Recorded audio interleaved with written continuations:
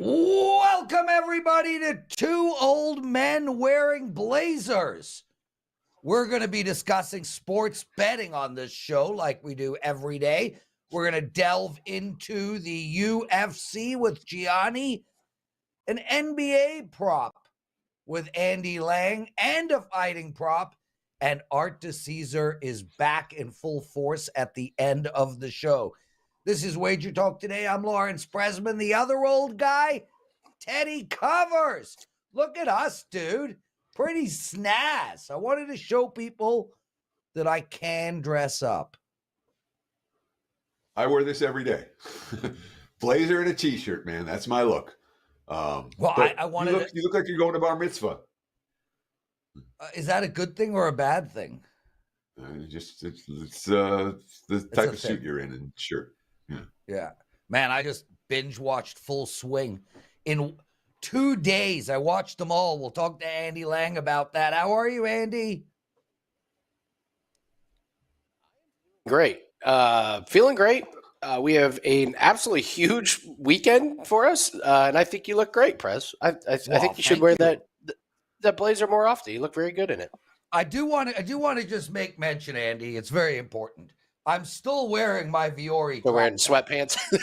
Yeah, sweatpants, track pants. My Viore sweatpants are still on, bro. Andy, I binge watched the shit out of Full Swing. I loved every moment of it. But we're not here to discuss that. We're here to discuss Buddy Hield and his prop bet for tonight. Let's get into it. Yeah, Buddy Hield, I'll always have a soft spot in my heart for Buddy Hield. He was really good with the Indiana Pacers, gets traded to Philadelphia. And so we're looking at his under 3.5 made three-pointers. And he is a three-point specialist, so it makes sense that they would put a high number on this, but this is a massive number at 3.5. It's going to have to get to 4 makes in order for this to go over, and I like the under here. So when he first got to Philadelphia, he was really stuffing the stat sheet. He was 4 of 12, 4 of 9, 5 of 8, 5 of 11, and 4 of 9 in his first 5 games. Since then, he has yet to go over 3.5 made three-pointers, and it makes sense. You need to take a ton of shots, and you have to hit a really good percentage to hit those. And he's been just coming up one short, 3 of 7, 2 of 3, 3 of 8, 3 of 8. Tyrese Maxey's out with the concussion. I hope everything is all right with him. I'm a little bit worried about the concussion popping up after the game and sitting out. So I hope he doesn't miss extended periods of time. But the fact is he's out, Embiid's out, and this Philadelphia 76ers team is relying on a lot of guys like Buddy Hield and Tobias Harris. Problem is, Buddy Hield is not playing a ton of minutes, 31, 28, 28, and 32 in his last 4 games. And he's only taking 11, 9, and he had 17 shot attempts against Memphis. He's not shooting the ball particularly well. He's hovering around 35, 36% from the field. And I think the books just have made this number a little bit too high. And it is a tough number because if the books drop it to 2.5, I probably like the over. They move it to 3.5, and I like the under because he's landing a lot on 3. So I will take Buddy Hield under 3.5 made threes tonight.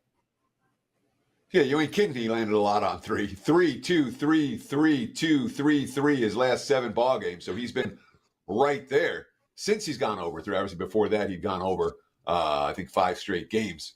But my question for you is he's getting the opportunities. He had 7 for three-point land against Memphis the other night. Memphis doesn't play fast. 8 against Dallas, 8 against Charlotte, 7 against Boston, 9 against Milwaukee, on and on. He's getting the looks from three-point range. You're worried all that tonight's a night that he might be hitting. Or is this like we talked about it last week, Andy, where the number was 1.5, I forget, it was 1.5, someone was like, if it's 2, if it was 2.5, we'd be going under, and 1.5, we're going over, or whatever it was. Is this just that same scenario? It's the exact same scenario. We've seen this with LeBron James, where he was at 1.5 threes, and we took the over. And sure enough, the books moved it to 2.5, and guess what? He went under 2 games in a row. So we're kind of playing with the numbers that the books are giving us here. And Teddy, even if he attempts 8 or 9, he's got to hit 4 of them. It's close to 50%. So he needs to have a really good shooting night. This is a Pelicans team that is very well rested. The last 2 games, they held Toronto to 98 points. They held Indiana to 102 points. So you get a well-rested Pelicans team. Their defense is pretty good. They're top 10 in points allowed. It's a difficult matchup This is a 76ers team that's just a little bit in disarray. So, yeah, I'll stick to the under 3.5. But like you said, they lowered to 2.5. I just come right back on the over. So, interesting play with the numbers here. Andy Lang joining us, everyone. You're watching Wager Talk Today. Take a minute out of your day and hit that like button, please. Andy, I know you want to talk fights, but man, like, are we ever going to talk F1? I think the Saudi Arabia Jeddah is this week. They're about to hit the qualifying track. Sergio Perez out. No, Carlos Sainz out, right? So he is out. They've got Bierman who is subbing for them. So they're qualifying right now. There's not much I can do. It's the usual suspects. Max looks like he's going to be on the pole. Charles Leclerc's going to be up there. George Russell's going to be up there. The funny thing, Prez, if you guys like Formula One, how Mercedes is just giving Lewis Hamilton a complete pile of garbage for a car. Like, his seat broke in one of the practice sessions. He announced that this is his last year at Mercedes and he's going to a rival. They are literally giving him the worst car. His teammate is flying. Lewis Hamilton is stuck with this really bad car. It's pretty funny to watch. I think the McLarens are sandbagging a little bit. And once again, teams like the Alpines are really struggling, and Logan Sargent continues to struggle to keep the car on the track. So it's tough to practice and qualify well when you can't keep the car on the track. So will you be betting it once the qualifying is up? Are you going to release some plays for the clients, some bets? Yeah, we'll have to see what the head-to-head matchups are, and then I'll be all over Leclerc on the podium, probably Russell on the podium now that Sainz is out, and I'm not really sure what to expect from Perez. But yes, absolutely, there will be Formula One plays. We had one play in qualifying last week. We hit that one, and then we had one play in the race, and we hit that one. So we're off to a great start. Excellent stuff. Some of the guys are like, Prez is wearing a suit. What's the occasion? There is no occasion. Yesterday, Kelly Stewart hosted a ton of videos that we're going to be putting up in the next little while. Teddy did 3, I did 3, Andy did 3.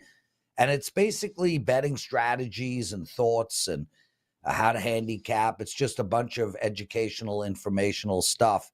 And I thought I'd wear a suit for those videos. So when I came downstairs, me being the laziest schmuck around, the suit, jacket, and blazer was still sitting on the chair. So I'm going to put it on. And I'm going to show Teddy and the boys that I can look good in a suit. Andy, Josh Parisian, you got a big dog bet for us on him. What is it? Okay, so I fully understand that I could look like a genius or a complete moron with this bet, because Josh Parisian could get knocked out in the first 10 seconds of the fight. That is absolutely possible. He's not a great UFC fighter.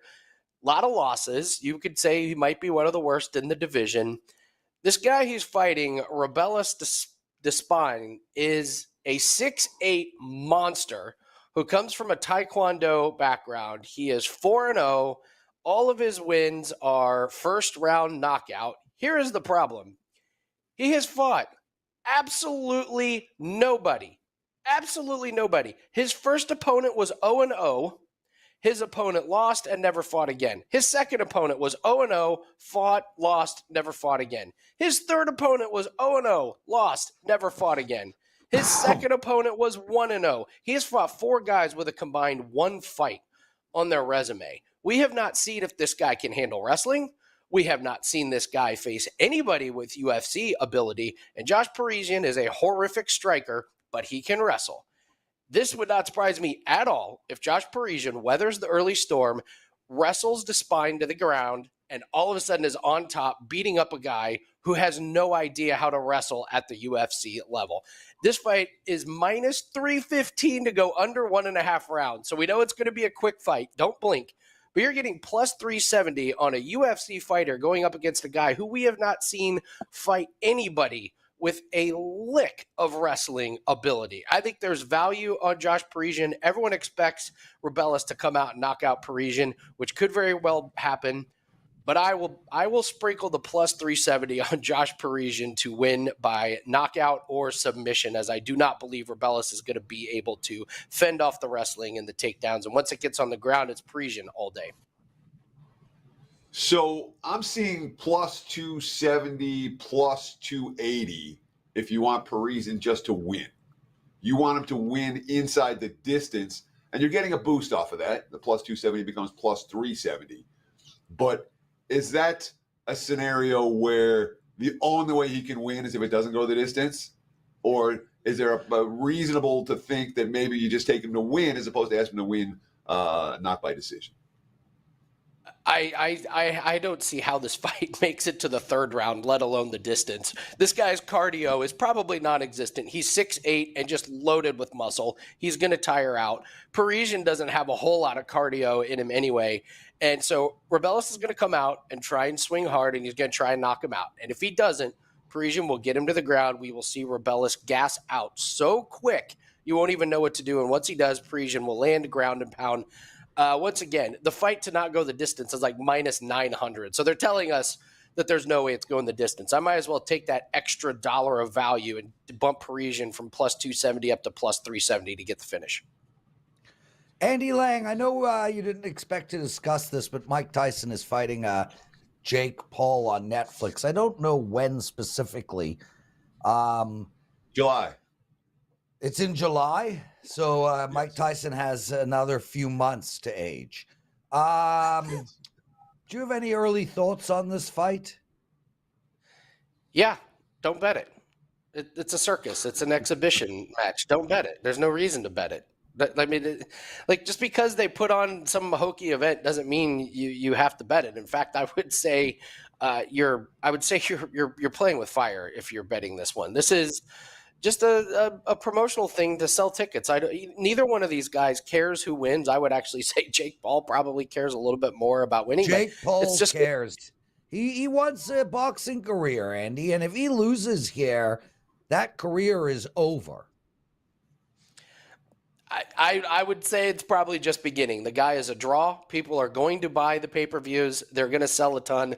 I will not be betting anything in this fight. These are just set up for scripted fights. These are set up for very wonky and unregulated circumstances. So I do not have an opinion on this one. If I had to make a pick, yeah, it would be Jake Paul, because he's fighting a guy who's 50s, 60s. How old is Mike Tyson? So, but myself, I will not recommend anybody to bet this fight. If you want to tune in and watch Mike Tyson in the ring one more time, knock yourself out. There are many, many better betting opportunities than this fight.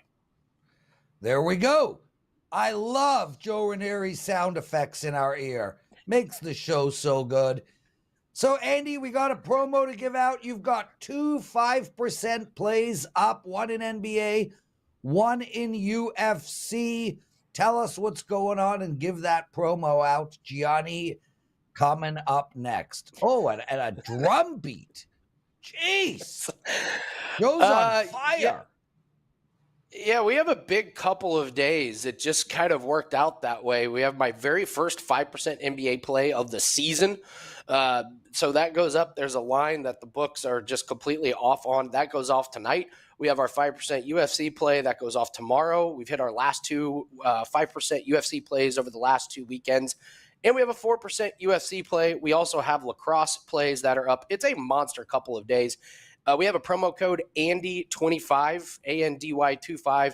It gets 25% off of any package. So you can just use this to get a 3-day package, and it'll get all plays for today and tomorrow and Sunday, way less expensive than buying the individual plays. So the timing works out great. Very, very high expectations to build the bankrolls. We're going to do it with 2 5% plays and a couple of 4% plays. Andy 25, 25% off. Just use a 3-day pass and let's lock in these profits. Love it. Andy Lang, everyone. Outstanding work. Teddy covers. I'm feeling super overdressed right now, bro. Like at a high level of overdressed. So what did bettors learn? Why would you feel overdressed? Is it the shirt or is it the blazer? I don't know. It's all tight and yucky. I want my T-shirt back. Sure. I'm saying T-shirt, blazer. Good look for a reasonable look for a sports bettor. It's worked for me, I think, over the years. At least I hope I don't look too ridiculous every single day. I had a whole thing planned for what bettors learned, and then I chucked it this morning because a big story came out. So we'll talk about some of the other stuff next week when we have a chance. But major gambling story last night. Temple, UAB, college hoops. That line opened -2, -2.5. It closed. I think it closed 7, 7.5. There were 8s out there. The game was flagged for suspicious betting. U.S. Integrity, my old friend Matt Holt, who I'd love to have on the show. I think we've had him on before, Prez. Well, but let's it's been years go. since we had Bring Matt. him on. Yeah. But, well, one thing that we'll have a chance to do a little bit more over the spring and summer is to bring in additional guests. So I'm sure that at some point in the next month or two, we'll be able to find some time with Matt Holt. Matt Holt runs U.S. Integrity. That's a firm that monitors betting activity via conferences around the country. They do fairly well for themselves. That being said, this game was flagged last night, and the quotes coming out from U.S. Integrity was that Temple's basketball games have been being watched closely, quote, for a while. There was some issues with Temple betting in their previous game, and obviously last night. By the way, they lost that game 100-72. They were out rebounded by 24 in that contest. So the question then becomes, is this a scenario where it's gambling related? Or is this a scenario where the team just quit and everybody and a group of bettors figured it out? And the answer is we don't know. At this stage, it is nothing more than an investigation. It is a flag. So that is not a betting scandal by any stretch of the imagination yet. What it is something that's been flagged for suspicious betting. Now, look, Temple stunk down the stretch. It could be a team whose chemistry has fallen apart and the effort's fallen apart, and that's that. And that's why the money has come against Temple in their last games. It's not necessarily because players on Temple have thrown games or are fixing games or there's problems with the Temple program other than bad play and bad attitudes. Nonetheless, the way the story is being reported today, it's like it's a done deal. Oh, yeah, there's a huge scandal. Not a scandal yet. All it is a flag and a team that's played bad basketball. Don't be surprised. Well, I don't think we'll see Temple play again this year, but if we see them again, no, we won't. They have a losing record. They're done. So that was the end of Temple's season just last night. Lawrence? Yeah, we really do need to bring Matthew Holt on, and I'd like to delve into this. You know, I was playing poker on last Friday, and guy on my right, sports is fixed. They wouldn't budge. And someone said to me, Prez, why aren't you arguing with this guy? And I said, I'm not going to argue with a person who thinks the world is flat. It's totally pointless. Anyway, I got a bit of a joke to give out to tell you. It comes via Carmine because Carm has got high level wit inside of him. So I log on to the show yesterday and I take a look at the comments, and one of our listeners, Kenneth Barata. Now, he uses a picture of a man around our age, so I'm just going to assume that he is a man around our age, probably 10 years, in his 40s. He writes, I hate Prez. His voice is so annoying. So I write a response, and I send his statement and my response to Carmine. My response was, and I always do these responses in third person for no reason other than I get a kick out of it. I write, it so sucks that you hate someone. That is such a venomous word, all because his voice is annoying. That is kind of weird, don't you think? Why even hate anyone? I mean, maybe he isn't your cup of tea. He didn't bang your wife or anything. Why hate? Are you 8 years old? He really isn't that important that you have such a high emotional feeling about him. So I send that to Carm, and Carm's response is, oh, I meant dislike. That's brilliant response, right? Sure. Yeah, it was so good. I love Carmine Bianco. Just an incredibly witty. I had to read the response like 3 times. I was like confused. What do you mean? Then I got it. Yeah. Gianni joining us. What up, my friend? We need volume, brother. We need volume. You don't got volume? Now we do. No, we do now. Start again. All right. God bless America. I said gold is breaking out. If we could get a close above this 2020 high for a weekly close, that candle, forget about it, baby. We may close a month and then it's off to the races for gold. It ain't ever coming back. And silver's right at that trend line. Silver's about to break out too. It's at that $22 range. If it could close above that for the week and stay above that for the month, oh, forget about it. Anyone in precious metals, be happy. Yeah, and guys, you heard it here 2 weeks ago. Gianni and I spoke about gold being a really, really good investment moving forward. So it's not like we're telling you this stuff after the fact. Please, I have to throw it in there for the listeners. Please, if any of you out there were smart enough when it was at the bottom to buy that Ethereum at 1,000, 1,500, to buy Bitcoin at 16, 20, 25,000, you've almost 3x your money. What are you waiting for? Are you waiting to 100x your money? Do you really think Larry Fink and BlackRock are going to pump your bags? That's what their job is, to pump your bags. You're absolutely nuts. The only thing they're setting up right now is how they're going to extract you from your Bitcoin, and whether they need to panic sell people or whether they just need to crush them because most are over leveraged because they're on those brokerages where they could 10x, 20x, 30x. And that's okay when it's going up. But you have one liquidation candle like we saw last week where it dropped in 1 hour 17%. And that's exactly what BlackRock's doing, liquidating everyone that was right above that number, because all they do is think it could go up in a straight line. And I understand the future of crypto, more importantly, Bitcoin. I believe in its future. But if you think it's ready in 2024, when we just saw less than 7 days ago in a 1 hour candle, it dropped 17%. And you really think that's going to be a way that they're going to move, that the big institutions are going to trust moving their money? Let me just put this example real quickly. If you sent $1 billion in that hour, which is what big brokerages do, they move billion here, billion there. If you moved $1 billion in Bitcoin in that hour, by the time it reached its destination and they cashed out, they lost 177 million on that, just on that transaction. How is that going to be real money for these institutions when you could lose 177 million on a $1 billion exchange within an hour because of the volatility? That should have just opened everyone's eyes when they saw that liquidation candle, that it can still be manipulated that easily. Be careful. That's all I'm saying. I hope it goes to 100K like my charts say it can do, but there is a higher probability you're going to be looking at 50 really soon. Just got to throw that out there because I love you guys and want to see everyone do well. Gianni, real quick, one of our listeners wants to know about, where did it say? NFT tokens.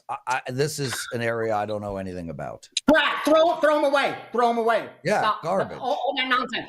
Ask how everyone did that bought those gorillas during the last bull run, how they did with those. Yeah. That spent 100, 200, 300K and now are trying to get $40 for them. Yeah, no.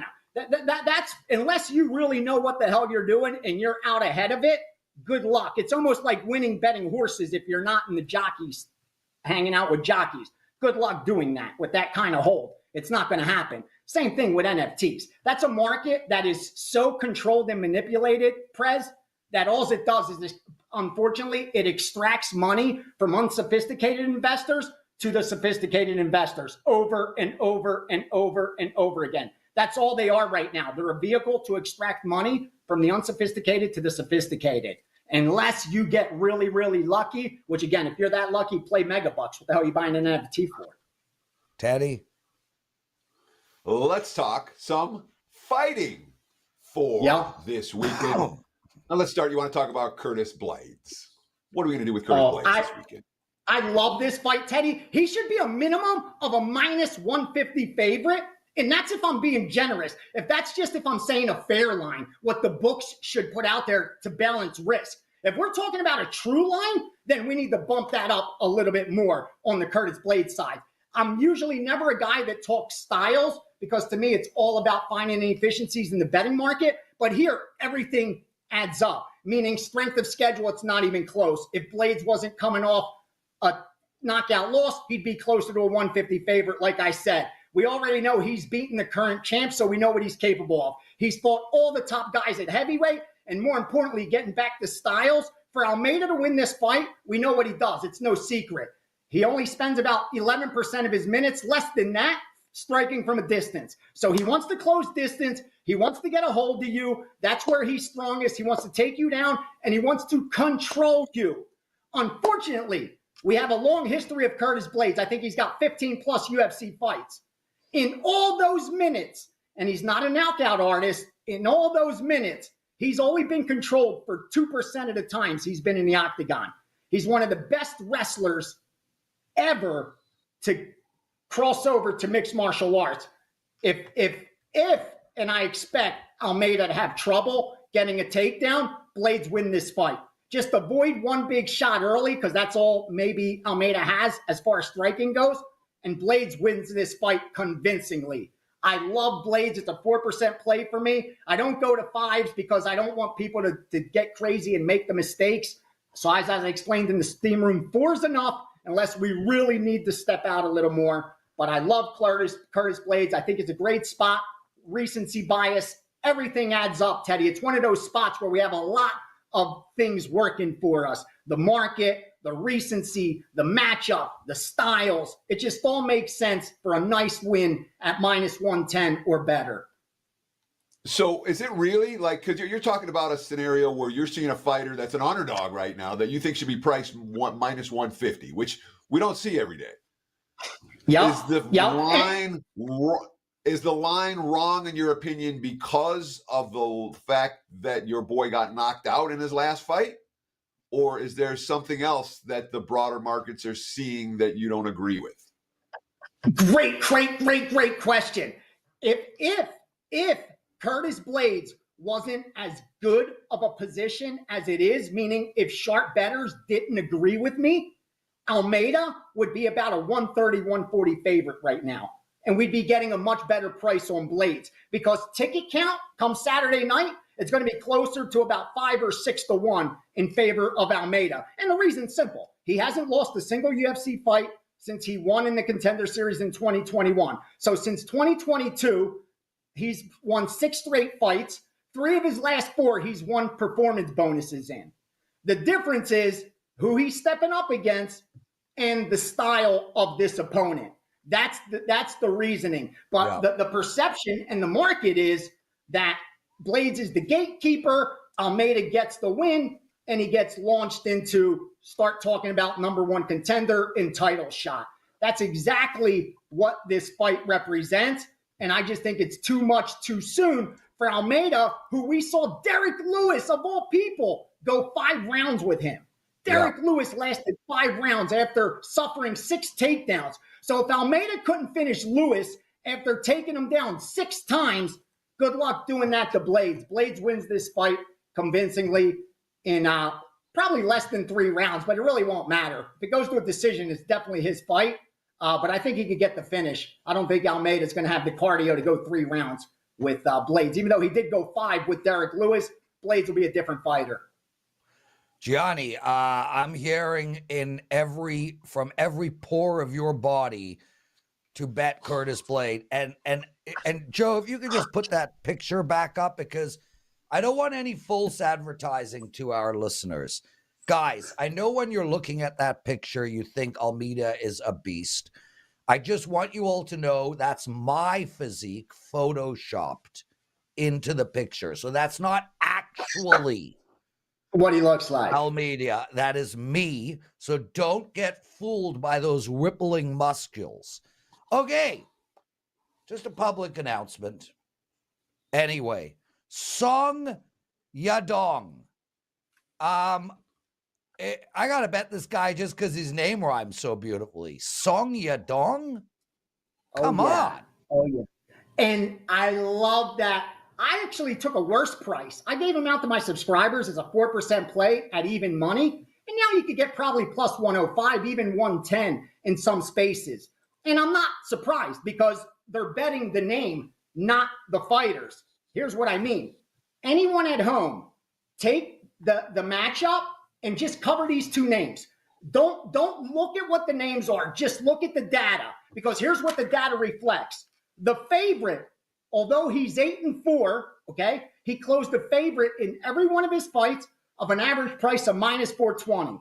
Unfortunately for him, he's lost 3 straight and he's 1-4 in his last 5. And he's going up against an opponent, okay, who's won 10 of 12 UFC fights with a draw. He's 7-1-1 in this spot. He's 3-1 as a dog. He's won 5 of his last 6 fights. Strength of schedule, you would think Jan has the huge edge. His opponents won 71% of their fights. Well, guess what? Song Yadong's UFC opponents won 67% of their fights. So he's had almost as tough of a strength of schedule. The difference is Peter Yan has that name recognition. He was the bantamweight champ. He competed, when it was all the talk like he's never going to lose. Is he going to be the next great bantamweight? Even when he lost his title to Aljamain Sterling by DQ, he was still considered the champ. It wasn't until Sterling beat him by split decision the second time that we finally saw some chinks in the armor. And then, since then, he's lost to O'Malley, he's lost to Marab, and he's looking for answers. That's the wrong place to be against Yadong. At plus money, I love this spot. Cover the names, just look at the data, and you will come up with Yadong as the favorite. If I could get plus money on a coin flip, I sleep comfortably. If I could get plus money when my guy should be favored, I could give one how the fight ends. My guy could get knocked out in 30 seconds, and I still know I got the best of it. And in this spot, that's exactly what Yadong's given us, the best of it. He beats Peter Yan, and I think he does it inside the distance. Gianni, man, I tell you, it is a good thing I don't have a producer in my ear saying Prez commercial break in 3, 2, because you can't even jump in, dude. I mean, the amount of energy that you provide, it's off the freaking charts, bro. I get up early. Yeah, we know. We discussed your 2 hours of sleep. Gianni, we have 30 seconds. Throw us everything that's going on today. Quick. Go. Yes, Saturday, tomorrow, you want to bet Columbus in soccer, MLS, Columbus, -1. You could go up to -130. I gave it out to my subscribers at -125 against Chicago. Columbus -1. MMA, let me just give you UFC for tomorrow. You got Yadong, you got Curtis Blades. In the main event, go over 4.5, Vera O'Malley. In the co-main event, bet Benoit St. Denis. It's up to -200 now, but I've been convinced by the sharp side. He is the right side. Then look at Jack Maddalena. Anything less than -200 is the right side. And here's a nice dog for you. Philip Linz at plus money. A little better than a coin flip. He should be a slight favorite. Instead, he's a slight dog. So Yadong, Blades over in the main event. Benoit St. Denis, Jack Maddalena, Philip Linz for Saturday. Add in Columbus and MLS. You'll have a good weekend. And again, the big bets for tomorrow's MMA. That's pretty much it. No college basketball yet. It's a little early. Dude, you can go breathe now. Thank you for joining us. Okay. Teddy covers.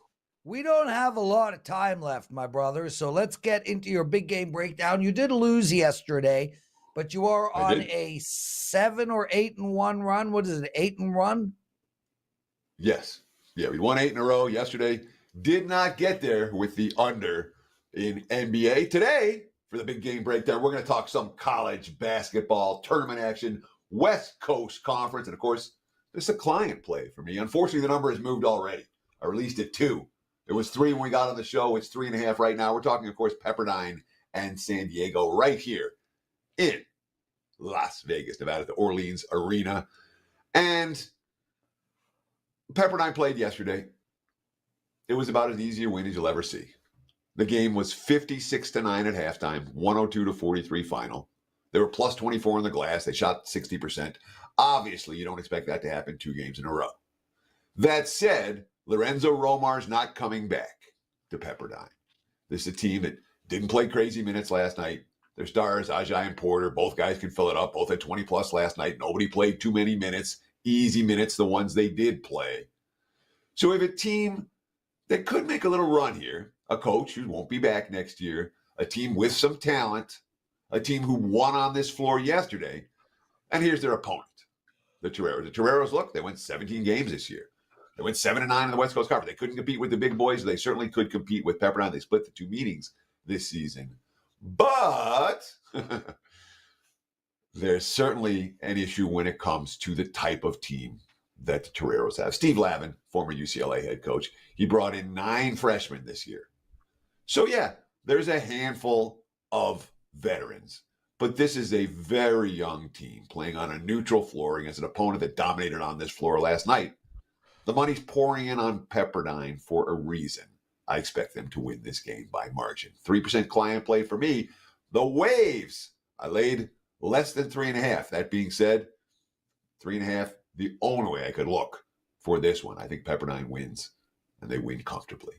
There's your big game breakdown. Back to you, Mr. Prez. Teddy, let's keep this show moving along. Art DiCesare, my brother, welcome back. We really missed you, man. Guys, it's a pleasure to be back. I missed you guys. Yeah, I know. We understand. You like the blazer look? You look good, Prez. Yeah, I appreciate that, Art. Too bad you're not a 28-year-old female. Speaking of which, it is International Women's Day. Teddy, I thought we'd make an announcement to all women out there what could possibly go wrong. You go first. So, Art, let's talk conference tournament action. You said, and we welcome you back to the show. I know you had a lot of stuff going on the last couple of weeks. We appreciate your time and effort, certainly, of course, from the Westgate Superbook here in Las Vegas, a guy who knows what's going on behind the counter. And I want to talk to you about conference tournaments. Obviously, conference tournaments in full college basketball. We've got a whole bunch of them today. Next week, conference tournament week.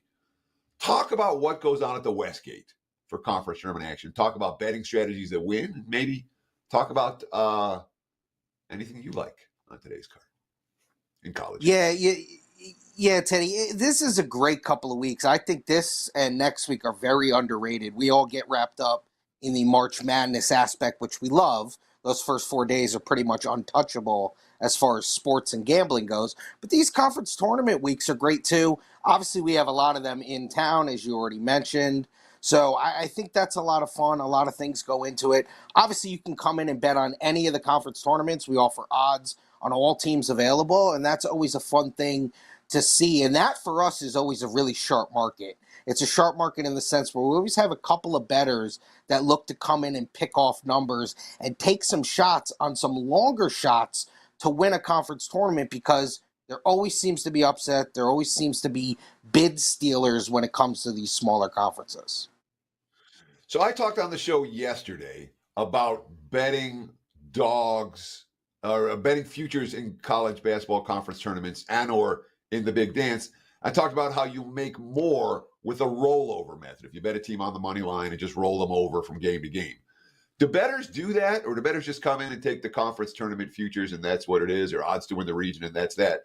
Or do you see bettors come in and roll some of these money lines over, so you're facing some fairly significant liability by the end of these, by championship or semifinal rounds? It is a great debate. I think we see more of just especially, first of all, the casual bettor is always just going to come in, see a number, bet a region, bet a Final Four, bet whatever, bet them to win the Big East, whatever they're picking. You don't normally see the rollover with the public guy, or maybe even the guy who's just here for a couple of days and maybe is leaving on championship day, or, whatever the case may be, it doesn't feel they can roll over. So obviously the more experienced, sharper bettors do use that play, but it's not something we ever really sweat out because it doesn't come up as often as you might think. Art, speaking of the rollover, so to speak, where did the if bets go? They disappeared off the face of the earth. And man, they were a really, really effective way to get true odds on 2-team, 3-team, 4-team parlays. And now I don't think is there any place that has them, or are they just gone? The annals of history. It's a great question. I remember the first year I was working at Caesars, and I was a ticket writer. That's how everyone starts. And I remember a guy asking me that question, and they were long gone. I mean, Teddy could probably answer that. He's been in Vegas a lot longer than me. And I started in the business like 8 years ago, and I had a guy ask me, and I remember turning to my supervisor, and they were like, "Oh, those have been gone forever." He didn't give me an exact time frame, but he said forever. So to me, it feels like they've been gone for 20 years. But Teddy, you'd have a better response on that. Yeah, at least 15 years since we've seen if bets. On any, I would say late, at some point in the aughts was when the bookmaker decided that the risk reward ratio wasn't worth it for their side of the equation, and frankly, I don't blame them. Yeah. Art, conference tournament action for today. Anything stand out? Have you seen anything? The pros, Joes. I talked a little bit about Pepperdine, and the money's been pouring in on Pepperdine, unfortunately, because now my clients won't get the best of the number if they didn't get down early.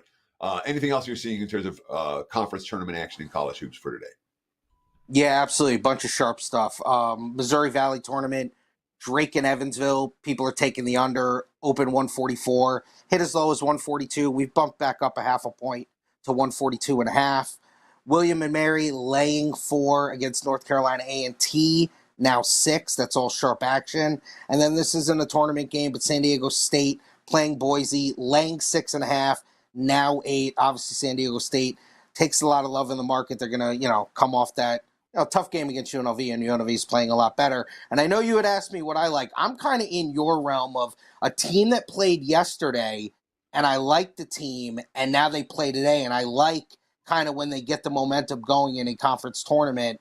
Missouri Valley as well. I like Belmont at pick, and you can actually find +1s out there. They're playing Northern Iowa. They played yesterday. These teams split in the regular season. Belmont hits the 3 very well. They're in the top 20, 25 for threes made. I love their offense, and I love that they played yesterday. So Belmont +1, we have them at pick. Yeah, I was going to say, that's Art DiCesare telling you to go to a different sports book than the one he runs to get the best of the number, which is what we want to do. Find the best of the number. Of course, you're not promoting another sports book, but if they've got a +1 and it's pick 'em at your shop, bet the +1. You want to talk a little MLB. We haven't really talked much MLB all week. And I want to talk a little bit when it comes to baseball futures. Right now, obviously, when it comes to March, college hoops sucks the oxygen out of the room. And let me ask you first, do the bookmakers legitimately spend less time with NBA in March? Do the numbers just stay stale, or is that just a myth? That is a complete myth. If you know anything about what we're doing, Jeff Sherman, Mr. NBA himself, he might be known for his golf stuff, and he's obviously the top golf guy probably in the world. But he loves the NBA and stays right on top of it. We got a couple of other guys, myself included. I'm more down the rung of, as I follow the NBA and kind of stay on it as far as the bookmaking aspect. I have other sports that I probably specialize in more. But no, that is definitely a myth. And obviously, listen, it's very hard to book the NBA. We don't put up a lot of overnights anymore. You just can't with the way the injury news comes. And we've actually gotten to a pattern here, Teddy, with the injury report news that comes out at, 10:30 and 2:30. Where we'll even take the games off the board for 5-10 minutes. Nothing crazy, but we want to see what's coming out. We want to see what Underdog's putting out, what the beat writers are putting out, and we allow ourselves to book that way too, because if we just leave them up, we will get hit. So I think that's a complete myth. So one more question for you before we go. I know Lawrence wants to do a little NHL with you, but MLB futures, are we seeing, what's coming in and why? Absolutely. And listen, obviously we got, everything up that you would want. Basically everything you want as far as the player props going out, divisions. But to me, the over-unders, the season win totals are the things that really move aggressively when the numbers are first put up. Obviously, there's a lot of people that are going to shop the different numbers. Shops put up, it could be a 1 to 2 game edge or, this way or the other. So obviously you're going to shop around, and that sometimes happens for us. 2 overs and 2 unders to talk about. I don't think this is any surprise, and this is public. Dodger over money. It doesn't matter how high it is. It's 104.5. The money's still coming in. Now, we haven't moved off that number. We haven't gone to 105 or 105.5. We're saying that's okay. You want to take that money, you want to take your money and tie it up and bet a win total of that, that's fine. Now, maybe there is a point where we do move it before the season starts, but right now we have not moved that. Another one, stay in California. The angel money has come over. We were low. We were 69.5. We've moved to 71. Now, that was money that we stayed a little bit low. We were a little bit lower on what we thought of the Angels. So the angel money poured in. And then 2 sharp unders. Normally, these sharps look to find unders that they feel good about. Detroit. Detroit has been really popular these last couple of years. Detroit is always the team that is going to make the next move. And it feels like it's been that way the last couple of years. We opened 82.5. Sharps took that. Moved the whole game, 81.5. And then a big move here. Marlins opened 79.5. We're a little bit higher on the Marlins. We like their pitching. 79.5, but Sharps pounded it all the way down now to 77. 2.5 game move there. So the Sharps thought our number was a little high on Miami. Art, outstanding stuff, man. We got 4 NHL games going tonight. I have a quick question about future bets in general, and then you can talk about NHL. We're winding down both the basketball and NBA and NHL season. You know, the playoffs are right around the corner in both those sports. I am curious whether you take more future bets at the beginning of the season or as we get closer to the playoffs. Prez, that's a great question. I think the pool is always filled with bets the whole year, but and especially NHL. When you're now trade deadlines today, it will wrap up here in a couple of hours. You know, team is positioned, let's say, as the favorite or in the top 3 or 4, or maybe even a conference. You see a guy come in and now want to lay 50 grand on that side. You know what I mean? He's seen 2/3 of the year, almost the full year. And maybe he's getting the worst of the number, but he sees what he likes and he feels good about his position, taking a number that he still feels good about. So you see that a lot. You see now someone come in and let's say, a team that made a great move yesterday, Carolina. Carolina's sitting at 10-1 now, right? Carolina made a great move and we're sitting at 10-1 and they're 4th or 5th, 6th on the board. And now maybe you'll see, and this hasn't happened, but maybe you'll see a guy come in now and go, you know what, 25 grand on the Carolina to raise the cup. That's when you start seeing those type of things. NBA is a little bit different. Nobody's coming in now and laying or taking money with, Boston or the Nuggets. It's just not going to happen. They're not going to get a great number. But you do see that a little bit more here in the NHL for the futures. Any NHL bets tonight? Yeah, a couple. I mean, the public's laying the Red Wings against Arizona. I don't think that's any surprise. It's a short number, -130. That is normally a position that the public likes to be in, to lay that type of price. Obviously, Arizona has been terrible here in the last 6 weeks. And interesting, the Jets at the Kraken. We opened the Jets a little bit high, -130. And then we saw some sharp money come in on the Kraken. That's moved about 10, 15 cents. It's kind of settled back in to the middle here, but it was Kraken sharp money, kind of overnight and early into the morning. Arthur DiCesare, risk management supervisor at the Westgate Superbook here in Las Vegas, at ArtDice21 on Twitter. He is an excellent follow. Art, what do you have to promote? Listen, guys, the Westgate Superbook and conference tournament time, and especially with the tournament coming, it's just going to be a good opportunity. Selection Sunday is going to happen St. Patrick's Day. Monday morning, we're going to start putting out all the numbers. And we're going to put out all the numbers to win regions, number 1 seeds to make the Final Fours, kind of a mini packet of props that we're going to put up. So obviously keep a lookout for that. Keep a lookout for the contest. Keep a lookout for MLB season wins contest and all the MLB stuff. And as always, if you need any help with anything, you can reach out to me on Twitter. You can reach out to me in the sportsbook if I'm there. Just let me know and I'll help you out with whatever you need. Awesome stuff. Art, get out of here, my brother. We'll see you next Friday.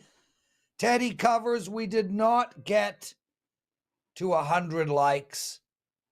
However, I don't really like anything in NHL anyway. So, dude, I'm going to Center Street Deli for a Montreal smoked meat sandwich, and I'd like to go now. Take us home.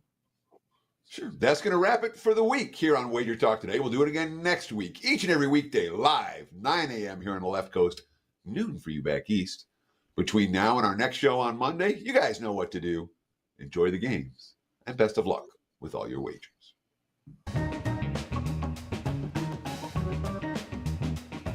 Okay, you are clear.